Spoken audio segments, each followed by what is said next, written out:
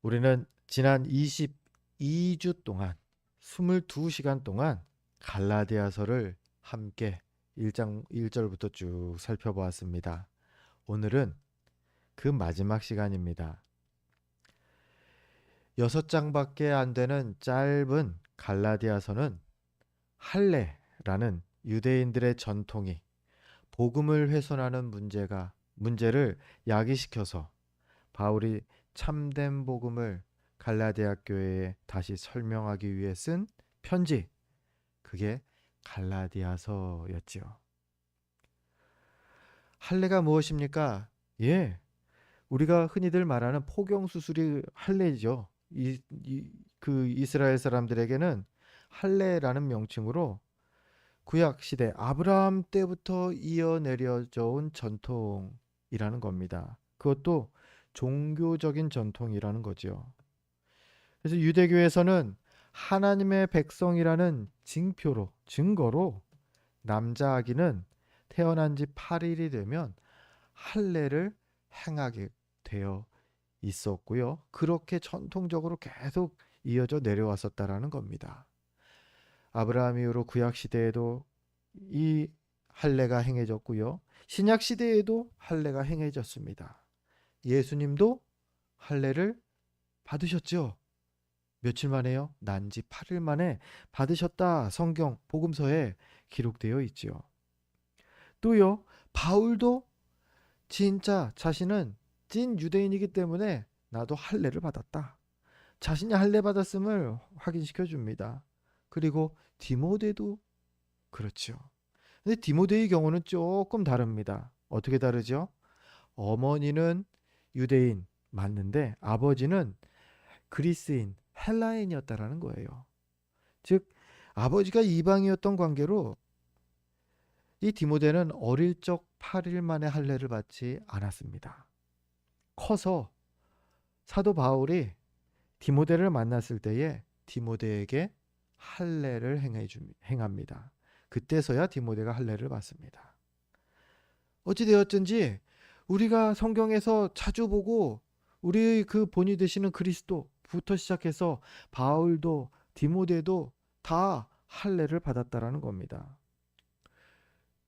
그 이후로도요, 유대교에서는 지금까지도 할례를 행하고 있지요.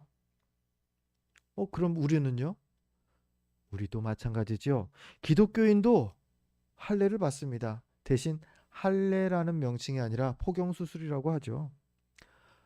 8일 만에는 안 받지만요. 어른 되기 전에 받습니다. 물론 종교적인 이유가 아니라 건강상의 이유 때문이기는 하지만요. 어찌되었든지요. 이 할례가 갈라디아 교회의 분쟁을 일으키는 그 요인이 되었다라는 겁니다.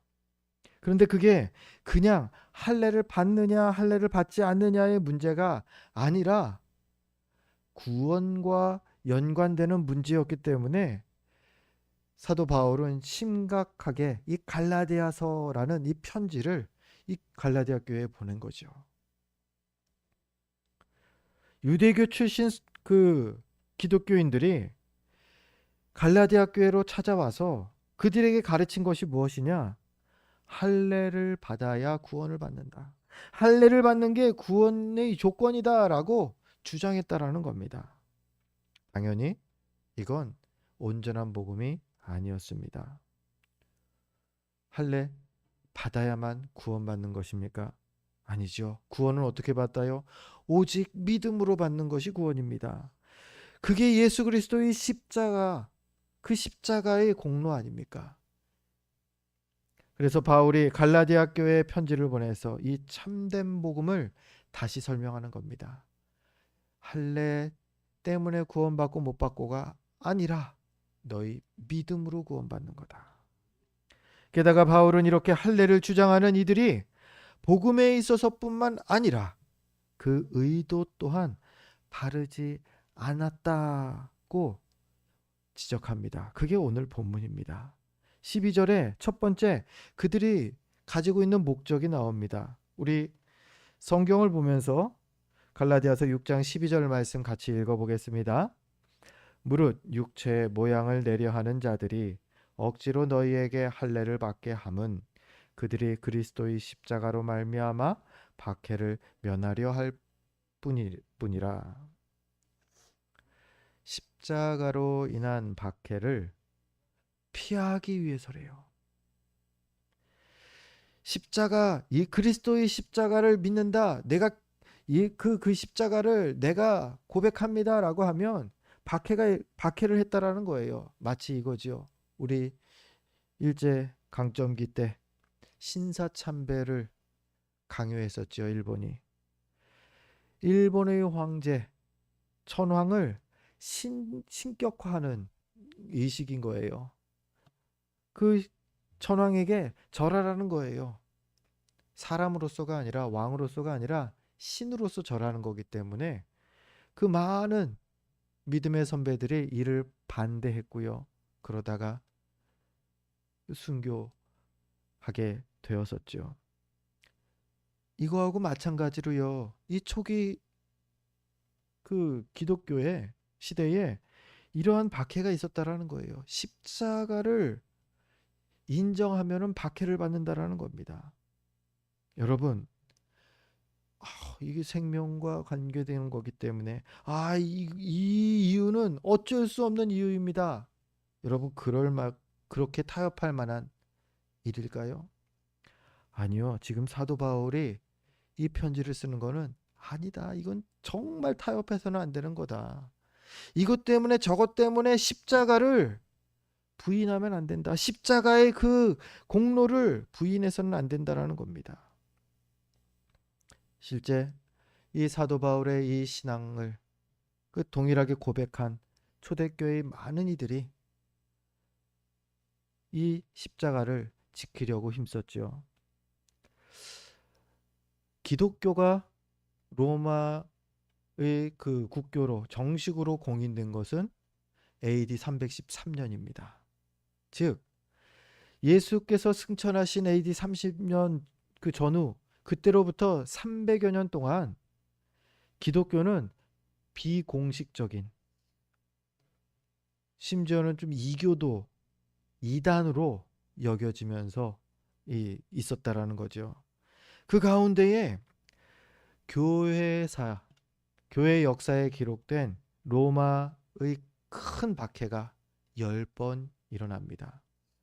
아주 그 시기가 짧게는 뭐 몇 개월짜리도 있고요. 몇 년짜리도 있고요. 막 이런 그 박해가 황제가 이게 명령을 내려갖고 전 로마 전역을 그 핍박하는 겁니다. 기독교인들을. 그때 신앙을 지키기 위해서 사람들이 그 숨어 들었던 곳이 우리가 익히 아는 카타콤이라는 곳이죠. 즉 로마 시대의 공동묘지입니다. 지하에 굴을 판 그 지하 묘지를 카타콤이라고 불렀습니다. 그 묘지로 숨어 들어가서 거의 평생을 밖으로 안 나오는 거예요. 밖으로 나오면 이 기독교 신앙을 부정하든지 아니면 뭐 인정하고 순교를 하든지 그 선택을 해야 됐기 때문이죠. 돌아가서요. 어쩔 수 없이 박해를 피하기 위해서 어떤 이들은 십자가를 부인했지만 또 어떤 이들은요, 끝까지 십자가를 지켜낸 이들이 있다라는 겁니다. 그래서 지금 우리에게 그 십자가의 진정한 의미가 전해진 것이지요. 우리가 그렇습니다. 우리도 믿음의 길을 가다 보면요, 분명 의를 위해, 그리스도를 위해 핍박받는 일이 있을 것이다. 성경도 언급하지 않습니까? 그럼에도 우리는 끝까지 믿음을 지켜내야 하는 것입니다. 우리를 위해서, 그리고 또 우리 다음 세대들을 위해서 말이죠. 그것을 계속 바른 복음을 전해줘야 하는 거예요. 이미 비뚤어지고 어그러진 복음이 전해져 버리면요, 그거야말로 하나님께서 우리를 책망할 큰 잘못이라는 거죠. 그래서 끝까지 우리가 바른 믿음을 지킬 수 있도록 여러분 한 분 한 분 자기 자신을 위해서 먼저 항상 기도하시기 바랍니다. 하나님께서 도우셔야 돼요. 오늘 이 할례를 주장하던 이 거짓 교사들은 그리스도의 십자가 때문에 찾아올 박해를 피하기 위해서 잘못된 복음을 전했습니다. 또요, 자기 공로를 자랑하려고 이 십자가를 부인했다라는 겁니다. 그게 오늘 본문 13절인데요. 갈라디아서 6장 13절 말씀 성경을 보면서 함께 읽겠습니다. 할례를 받은 그들이라도 스스로 율법은 지키지 아니하고 너희에게 할례를 받게 하려 하는 것은 그들이 너희의 육체로 자랑하려 함이라. 왜 그들이 갈라디아 교회에 찾아가서 성도들에게 야 할례를 꼭 받아야 돼 말했다라는 거예요? 13절 마지막 부분이 말합니다. 그들이 너희의 육체로 자랑하려 합니다. 자기 공로를 자랑하려고 하는 겁니다. 야, 내 덕분에 너 지금 할례 받고 천국 가는 거야. 내 덕분이야 라는 그 내 덕분을 강조하려는 것이었다라는 거죠. 이것은 교만입니다.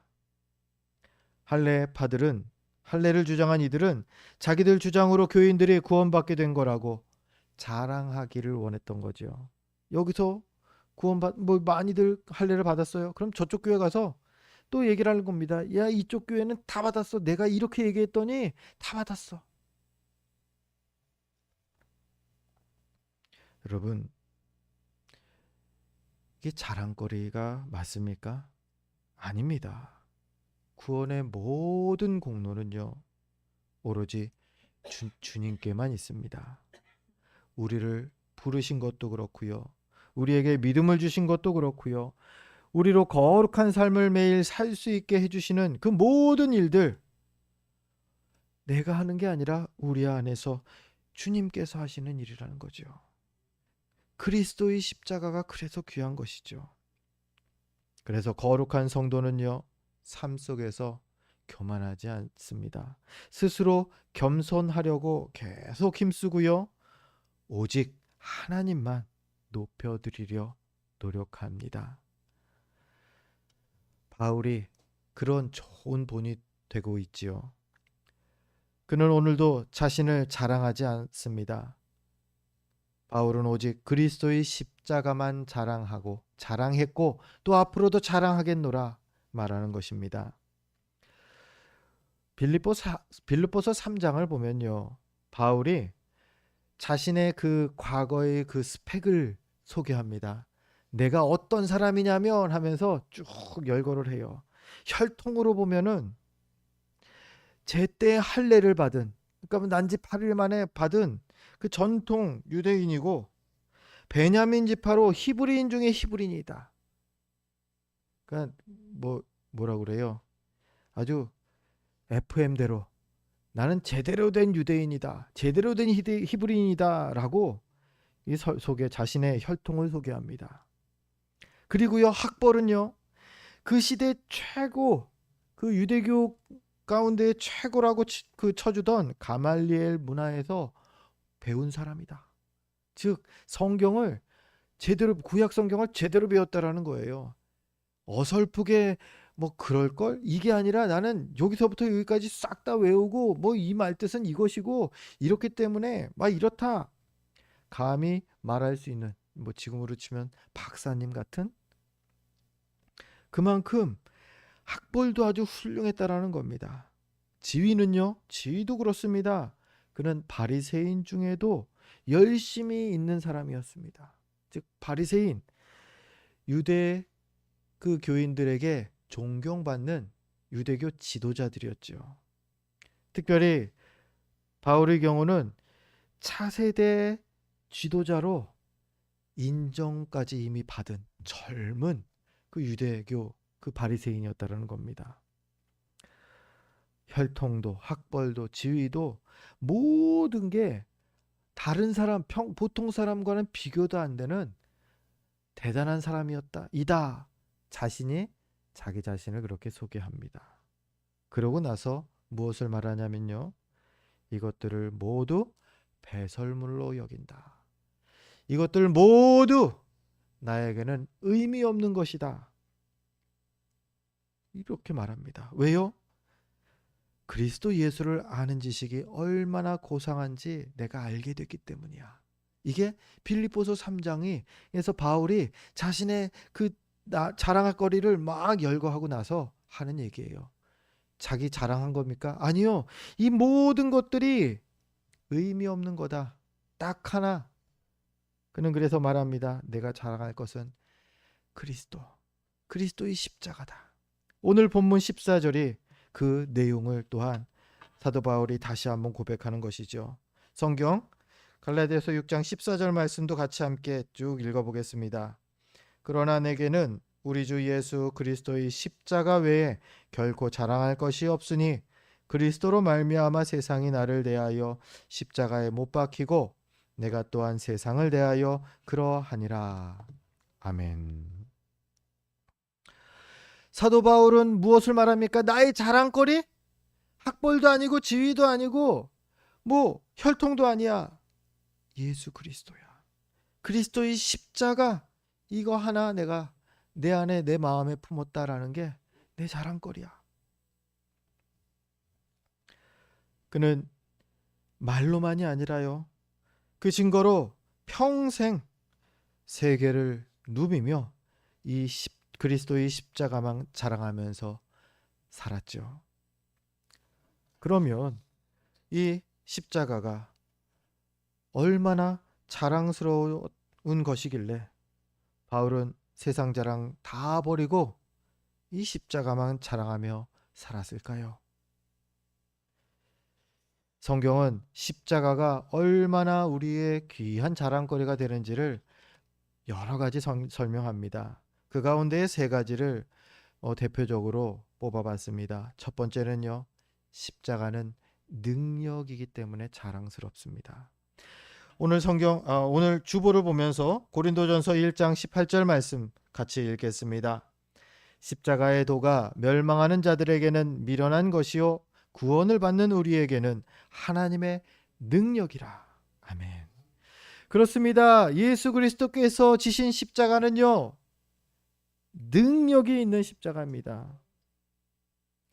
세상 사람들은 그것을 죄의 형틀이라고 말하고요, 그것이 아무 쓸모없는 의미 없는 것이라 말하지만 믿는 우리는 압니다. 그것이 하나님의 능력이라고요. 어떤 능력입니까?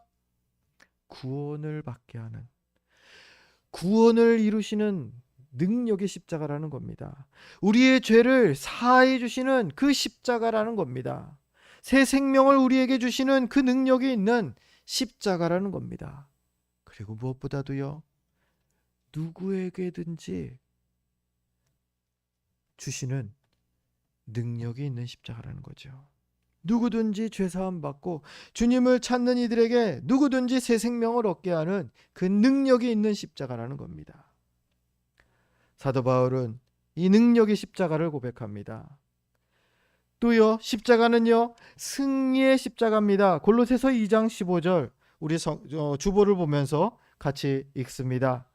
통치자들과 권세들을 무력화하여 드러내어 구경거리로 삼으시고 십자가로 그들을 이기셨느니라. 아멘. 주님께서 무엇으로 권세자들을, 통치자들을 이기셨다고 합니까? 칼입니까? 창입니까? 아닙니다. 십자가로 이기셨다라고. 골고다 언덕에 세워진 그 십자가가 권세자들을, 통치자들을 이기는 그 승리의 십자가였다라는 겁니다. 원래 십자가는 말씀드렸죠, 로마 시대 죄인들의 그 형틀이었습니다. 그런데 그리스도께서 그 십자가를 승리의 상징이 되게 하셨습니다. 그 그리스도의 십자가는요, 죄와 사망에 대한 승리를 나타내는 십자가고요, 세상 권세 잡은 마귀 사단에 대한 승리하심을 우리에게 나타내시는 십자가인 것입니다. 승리의 상징. 뭐 야구 좋아하시는 분 몇 분 안 계신 것 같아요. 특별히 미국 야구, 한국 야구는 KBO 리그라고 하죠. 미국 야구는 메이저리그라고 합니다. 많은 야구팀들이 미국은 땅이 커서 그런지 야구팀들도 많습니다. 그 야구팀들이 1년 동안 막 경합을 합니다. 그리고서 이제 최고 1등 우승팀을 정해요. 그걸 월드 시리즈라고 해갖고 그 1, 2등이 경합해서 마지막에 1등을 뽑는데 거기서 우승을 하는 것이 그 미국 야구팀들에게는 최고의 영예입니다. 전 세계적으로 야구 리그 중에 가장 수준이 높은 그 리그가 메이저 리그거든요. 근데 바로 얼마 전에 최근에 다저스 그 우리 김혜성 선수가 이 LA 다저스 소속이에요. 이 LA 다저스가 가장 최근 이 메이저리그 월드 시리즈에서 우승을 했습니다. 그리고 우승을 하면요. 이 그 어떤 관례가 있냐면 그 구단에서 우승 반지를 맞춰 준대요.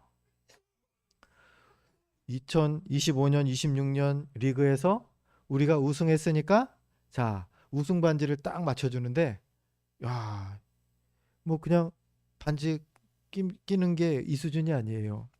보니까는 가운데에 큰 다이아가 박히고요. 주변에 작은 다이아들을 삥 두르면서 박혀놓고서는 거기에다가 뭐 메이저리그 우승한 LA 다저스 막 여기 다 써 있는 거예요. 그래서 그것만 보면 야 그래 2025, 26년 그때 우리가 세계에서 최고로 치는 메이저리그에서 1등 했었지 이걸 알 수 있는 그 반지. 어떤 사람들은 2개도 받기도 하고요. 3개를 받기도 합니다. 그런데 어떤 사람은요. 평생 하나도 못 갖는 사람들도 많아요. 그만큼 월드 시리즈 우승하는 게 어렵다라는 거죠. 이 반지가 4,500만 원 돈 된다고 합니다. 그거를 선수 한 명 한 명에게 다 주는 거예요. 주전만 주느냐? 아니요. 거기에 한 번이라도 공을 던지고 이 한 사람들은 다 받는 거래요. 야, 진짜 4,500만 원이면은 그거 받아서 그거 팔면은 집 한 채 사겠네요. 아, 차 한 대는 사겠네요. 집은 요즘 너무 비싸져 갖고요. 자, 근데 누구도 그 반지를 팔지를 않을 겁니다. 왜냐하면 선수들은 그 반지를 이후로 볼 때마다 그때의 승리의 순간, 그 감격, 기쁨, 그때의 멤버들을 하나하나 기억하게 될 거기 때문입니다. 그리고 평생 그 반지를 자랑스럽게 보관할 겁니다. 십자가가 우리에게 그런 반지죠. 십자가가 우리에게 이 승리의 증표인 겁니다. 그리스도께서 죄와 사망을 이겼다는 증표고요. 마귀 사단을 무찌르시고 멸하셨다라는 승리하셨다라는 증거가 바로 이 십자가라는 겁니다. 그러니 바울이 당당히 나의 자랑거리라고 말하는 것이죠. 그리고 십자가는요.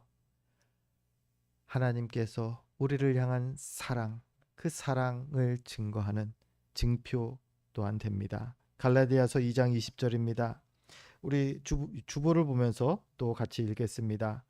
내가 그리스도와 함께 십자가에 못 박혔나니 그런즉 이제는 내가 사는 것이 아니요 오직 내 안에 그리스도께서 사시는 것이라. 이제 내가 육체 가운데 사는 것은 나를 사랑하사 나를 위하여 자기 자신을 버리신 하나님의 아들을 믿는 믿음 안에서 사는 것이라. 아멘. 그리스도와 함께 십자가에 못 박혔다. 그 십자가가 뭐라고요? 나를 사랑하사 나를 위하여 자기 자신을 버리신 하나님의 아들 그 예수 그리스도. 그 사랑의 증거가 바로 십자가라는 겁니다. 그렇습니다. 십자가에는 우리를 향한 하나님의 사랑이 담겨 있습니다. 그래서 바울은요, 십자가를 볼 때마다 죄 많던 자신에게 구원을 주시고 죽기까지 하셨던 하나님의 사랑을 계속 기억하게 되었던 것이죠. 그러니 그 십자가를 자랑할 수밖에요. 결국 우리가 지금 이 시대에 십자가를 전하는 것 또한 마찬가지입니다. 십자가를 전한다라는 것은요, 하나님 사랑을 전하는 겁니다. 십자가는 하나님이 나를 우리를 사랑하셨다라는 분명한 증거기 때문입니다. 그래서 십자가는요, 우리의 자랑인 것이죠. 하나님, 나 사랑하셔. 어떻게 알아? 십자가로. 그런데 이 그리스도의 십자가가요, 우리에게 능력이고 승리이고 사랑의 징표가 되기는 하지만 항상 좋은 의미만 갖는 것은 아니죠. 인간적으로 봤을 때 말입니다. 십자가는요, 이런 것 때문에 우리의 자랑이 되는 동시에 반대로 고난의 짐이기도 합니다. 성경도, 아니 예수님도 우리에게 분명히 말씀하셨어요. 그래, 십자가 고난의 짐이 될 거야. 그게 오늘 본문 14절 후반부인데요. 이렇게 우리가 앞서 읽었던 그 내용이 기록되어 있습니다. 그리스도로 말미암아 세상이 나를 대하여 십자가에 못 박히고 내가 또한 세상을 대하여 그러하니라. 십자가에 못 박혀야 한다라는 겁니다. 십자가에 못 박힌다라는 게 무슨 뜻입니까?